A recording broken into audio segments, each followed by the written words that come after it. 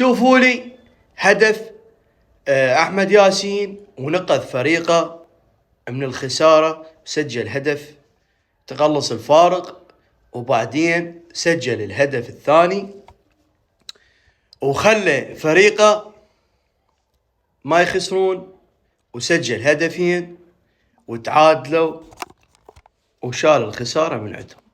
يعني والله يعني إذا تشوف هيك شيء محترف عندك وجاي يأدي ما تطلع وتتكلم عنه، يا أخي غيرتك ما تخليك ولا أنت يعني تقبلها على أحمد ياسين.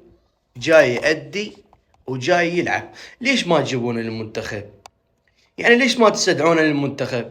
شوفوا الأهدافه، شوفوا الأرقامه، الجاي يقدم مستويات. يا أخي جيبوه للمنتخب وكسبوا هذا اللاعب.